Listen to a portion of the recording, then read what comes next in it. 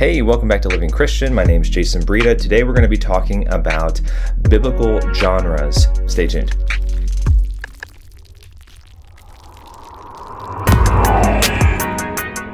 All right, welcome back to the channel. If you're new here, please subscribe and like the video. We put out content as often as we can. There's no set schedule here, but we're just trying to help people understand the Bible and to learn how to counsel from the Word. So this series and a previous series that I did that was kind of like a 101 course, I've kind of made this a 201 course when it comes to understanding the Bible, is meant to help you realize that you can understand the Bible, and then from knowing how to apply the certain scriptures and understanding how to interpret the Bible, you now are equipped and qualified to now counsel people and to help them in need. And that's what we're called to do. So this isn't like, hey, if you want to do this, if you feel like you're called to do this, no, these are actually biblical commands. We're commanded to love one another. We're commanded to serve one another, commanded to give preference to one another. Paul would tell the Romans that everyone is equipped to do that because they have the Word. And then he would also go on to say in many other verses in the Bible that they're called to minister to one another and to put preference to other people. And so we as Christians are called to do this. And so the main emphasis of this channel is to help you see that knowing the Bible is vitally important, but it's vitally important not just so that we can glorify God through us understanding the scriptures, but now we go out into the world and we apply that to our lives, whether that's within our own families or within the church or the world at large, right? Wherever God's calling you to mission. So with that said, let's dive into biblical genres. In most cases, there are 7 main biblical genres. Now you could actually break down some of these and put them into subgenres. These are the larger ones to go into, okay? So we've got historical and or narrative. They're kind of part of the same thing. They tell a story in a narrative type setting, much like a book that you would read, but they're giving the historical accounts as well of what has happened in that point in time of history, okay? And then we get to see God working through all of that as well. It's really cool. Kind of a subtext to narrative and historical is the law. Although the law is typically known as the Torah or the first 5 books of the Bible, Genesis, Exodus, Leviticus, Numbers, and Deuteronomy.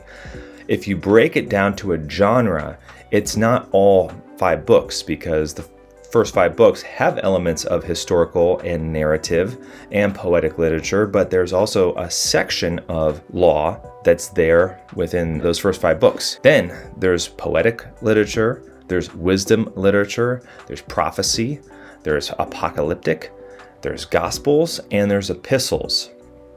And again, within those, there are subtexts of understanding of different elements of how to interpret the Bible. Now let's just dive into some of this really quick. So the historical narrative, I'm not going to read all of these one at a time. That'd be very boring, but you could pause the video and actually just see these are the books that are here. But just this is what makes up historical narrative.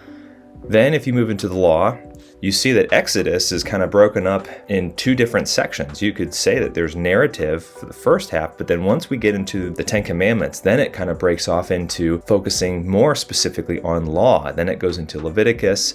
We kind of skip Numbers because that goes back into narrative, historical accounts, and then it goes back into law through the book of Deuteronomy. And there's even some prophecy there with Moses talking about Jesus as well. So there's just a lot of things going on. We just need to be aware of how to interpret these different areas. And I'm not going to, unfortunately, I don't have the time today to go into how do you interpret each specific genre. That's not a 201 course. That's maybe a 3 or 4 or 501 course. And I hope to do that at some point in time. Wisdom literature, this is commonly known as Job, Proverbs, and Ecclesiastes. And wisdom literature is very black and white. It's either this or this type of thing. And it's there to help us know big principles and concepts in very stark contrast.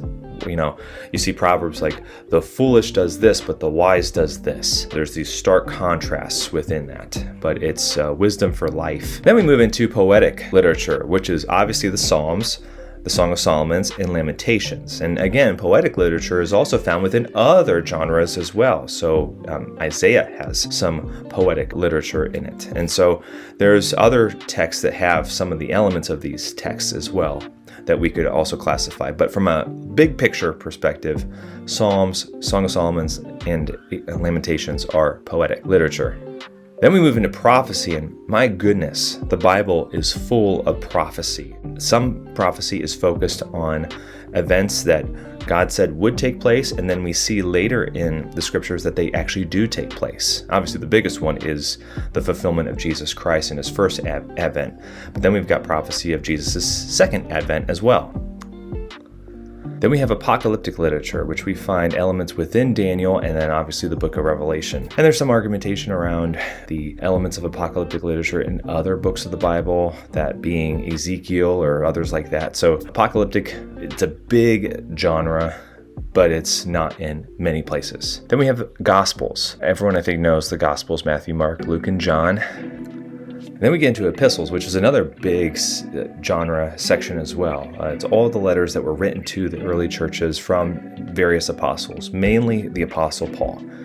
And this is where we get a lot of theology, a lot of doctrine, a lot of understanding of the spiritual blessings that are there for those who are in Christ, and then a lot of commands on how we are to live as fellow brothers and sisters in Christ that way. Big subject. Most churches are going to spend a lot of time here and in the Gospels because we're New Testament churches, right? But here's some other key elements that I think that we need to be aware of. There is fables in the scriptures, and there's some examples there. There are parables. Those are found mainly in the Gospels, specifically in the Synoptic Gospels, which is the Matthew, Mark, and Luke. There's a lot of crossover between the Synoptic Gospels, Matthew, Mark, and Luke. But then there's also parables in other Old Testament as well. 2 Samuel 12, 1-4 is an example of a parable. Then there are riddles, and there's we see that in Proverbs and others as well. Maxims. These are a brief expression of a general truth or a rule. Much of the book of Proverbs is considered maxims. Then there's monologues and dialogues, and we see that in Job, specifically chapter 3, verse 3 and on. And then there's hyperbole, which is a figure of speech. An example of that is Matthew 5:29. Which says, if your right eye causes you to stumble, pluck it out. Is Jesus literally saying, do that? If you sin with your eyes, then you are to tear your eyes out of your eye sockets? No, most hyperbole is used in such a way that it's so exaggerative that you realize what it is, but it's the severity. It's to really bring and drive a point home. So there's that we need to be aware of. And much more could be discussed, again, 201 course. And then I gotta reference this again, which is beware of the negative inference fallacy.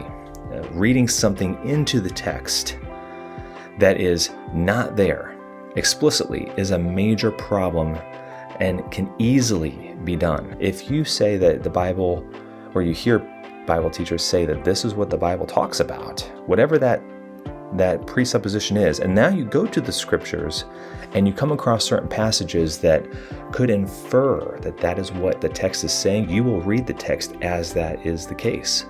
And that's just a huge error that many people make. Even faithful preachers will make that terrible conclusion in some of that stuff. I mean, even I think well-known expositors of the text can fall for that. So we always want to be clear, and we all lack something when it comes to understanding the Bible. And there's so many genres and there's so much to learn. Those that even spend lifetimes on it have not covered the extent in which we can understand the Bible. But that's not to say, oh, because I'm never going to know what the Bible really says in certain aspects, then I should not take my time doing that. No, the best thing that we can do with our life is to understand God, and we do that through His Word. And so our whole purpose in life is to glorify Him. And so the better we know His Word, the better we should be aligned to be obedient to His Word and follow and trust Him, and to help others do the same, right? That's what we are called to do. We're called to make disciples of all the nations. We do that by saturating ourselves in the Word and then helping others and discipling them in the Word. But when we do that, we want to do that with the correct interpretation of the Word, right? That's what we want to do. So the negative inference fallacy, there's texts there's presuppositions that are put into different forms of doctrine and theology put into the text, because you can maybe make the text say something that's inferred, but it's not explicit. And I would always say, stick with what is explicitly said in the text. Make that the focal point. We'll talk about more of that here when we go into context, which will be our next video, and it's going to be a big thing. And this is where I'm going to move from just speaking generally to getting into some specifics in how I interpret the Bible. So I'm looking forward to sharing that with you guys. Thanks so much for watching. If you haven't yet, please subscribe and like the channel, like the video, comment if you will. Love to know your thoughts. Thank you so much. Take care. God bless.